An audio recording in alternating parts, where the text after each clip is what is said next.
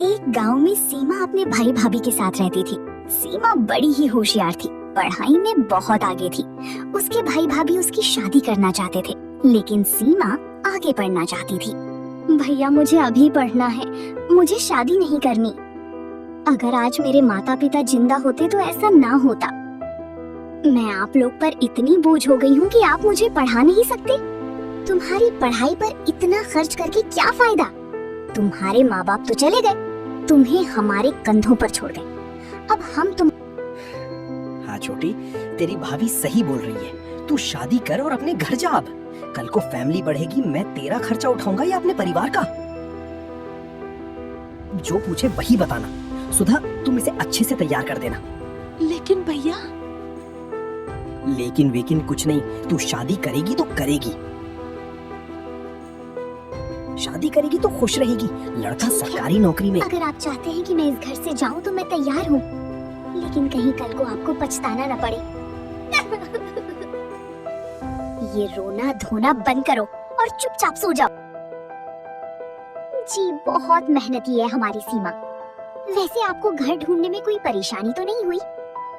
सीमा रह गई, मैं देखती हूँ, आप बैठिए। तुम अभी तक तैयार नहीं हो? भाभी मेरी बात तो सुनिए, मुझे कुछ नहीं। सीमा बोलती है। जी नमस्ते। सीमा की सास बोलती है।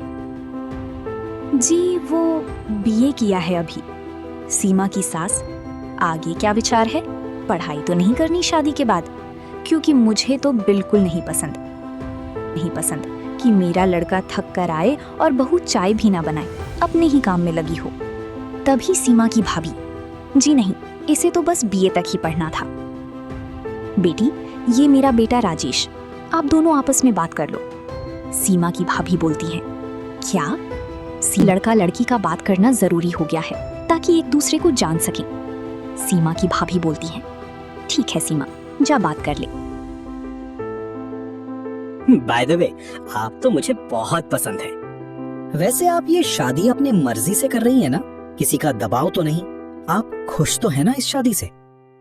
जी हाँ, मैं खुश हूँ। वैसे भी माता पिता के बाद भाई भाभी ही मेरा एक सहारा है। क्या हुआ बेटा, तो हम रिश्ता मंजूर समझे? शर्मा रहा है। चलिए बहन जी, तो रिश्ता पक्का। आज से हम दोनों समधी पंडित से कहकर कुंडली मिलवा लेते हैं। सीमा की भाभी। जी जी बिल्कुल।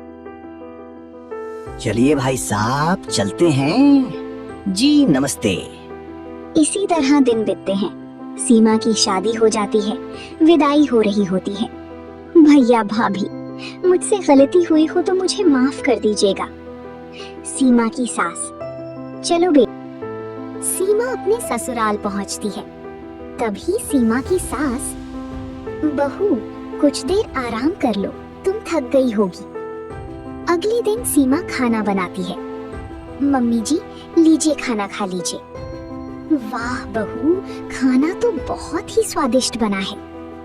तभी सीमा, मम्मी जी कुछ कहना था आपसे। हाँ बहू बोल। वो मम्मी, शाम को इनके दोस्त के घर फंक्शन है। सीमा के जाते ही सीमा की नंद, वाह मम्मी, तुमने तो इसे आते ही छूट दे दी, कहीं ऐसा ना हो ये हाथ से निकल जाए। तभी सीमा की सास की पड़ोसी कमला आती है। अरे आओ आओ, क्या हाल है कमला? कमला बोलती है, जो बीत जाए, भगवान की दया से सब ठीक है। और तुम बताओ? सीमा की सास बोलती है, सब ठीक है। तभी कमला, अरे बहन, वो जो अपने पड़ोस में कुंती रहती है, सुना है उसकी बहू शादी के 1 महीने बाद ही अपने मायके निकाल ली पति के साथ, पति को घर जमाई बना दिया। वैसे तुम्हारी बेटी की भी तो अभी शादी हुई है, अपनी बहू को काबू में रखना। तभी सीमा की सास, अच्छा। तभी सीमा और उसका पति आते हैं। काफी लेट हो जाती है। तभी राजेश, अरे माँ, तुम दोनों अभी तक सोए नहीं? तभी सीमा की सास, कैसे सो जाते बेटा, तुम लोग इतने लेट हो गए। और बहू, तुझे मैंने बोला था ना जल्दी आना। तेरे पापा जी को सोने से पहले अदरक वाला दूध चाहिए होता है, वो बेचारे ऐसे ही सो गए। मम्मी जी अभी कर देती हूँ। रहने दे, जब चाहिए था तब तो दिया नहीं। सीमा कमरे में जाती है और जोर जोर से रोने लगती है और बोलती है, ना मैं मैके में किसी को खुश रख पाई और ना ही ससुराल में। तभी राजेश आता है। अरे सीमा, तुम रो रही हो? सीमा, वो तो हमारी माँ है, उनका अधिकार है हमें समझाना, डांटना। अगले दिन सीमा की सास बोलती है, बहू तुम अपने भैया से 5 लाख रुपए मांग लो, राजेश को अपना नया बिजनेस शुरू करना है। लेकिन मम्मी जी, आप तो जानती हो मैं अपने भाई भाभी के घर पली बड़ी हूँ और उन्होंने मेरी शादी में इतने पैसे लगा दिया, अब मैं किस मुंह से उनसे पैसे मांगू? तभी सीमा की सास, वो सब मुझे नहीं पता, पैसे चाहिए तो चाहिए बस। सीमा जोर जोर से रोते हुए कहती है, काश मेरे माँ बाप जिंदा होते, अब मैं क्या करूं? सीमा की सास पूछती है, तूने बात की अपने भैया से या नहीं? सीमा बोलती है, जी नहीं मम्मी जी। तभी सीमा की सास और नंद सीमा को बहुत मारते हैं। सीमा चीखती है, छोड़ दीजिए मम्मी जी। सीमा बेहोश हो जाती है। तभी सीमा की नंद बोलती है, मम्मी इससे पहले भाई को पता चले कुछ सोचना होगा, इसे बेड पर लिटा देते हैं, बोल देंगे सीढ़ियों से गिर गई। हाँ बेटी। तभी राजेश आता है। अगले दिन सीमा का पति, सीमा तुमने पैसे मांगे या नहीं? मुझे जल्दी चाहिए। जी नहीं। राजेश काम पर निकल जाता है। तभी सीमा कहती है, अगर मैं खुद को ही खत्म कर लूं तो ये सब नहीं सहना होगा। सीमा जहर पी लेती है। उसी वक्त सीमा मर जाती है। तभी सीमा की नंद कमरे में आती है और सीमा को उठाती है। भाभी, भाभी उठो। सीमा नहीं उठती।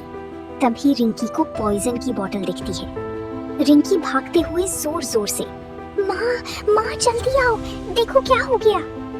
सीमा की सास, अरे क्यों चीख रही है? आ रही हूँ। क्या हुआ इसे? माँ, इसने जहर पी लिया।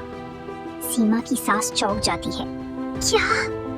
तभी सीमा की सास अपने बेटे को बुलवाती है। राजेश भागता हुआ आता। बेटा, बहू ने जहर पी लिया है। राजेश बहुत रोता है। सीमा के घर फोन जाता है। सीमा का भाई जोर जोर से रोने लगता। तभी सीमा की भाभी, क्या हुआ जी, तुम रो क्यों रहे हो? जिसे ही सीमा का भाई बताता है, क्या? नहीं। काश हम छोटी की शादी ना करते। दोनों को बहुत पछतावा होता है। कहानी की सीख, दहेज लेना और देना सबसे बड़ा पाप है।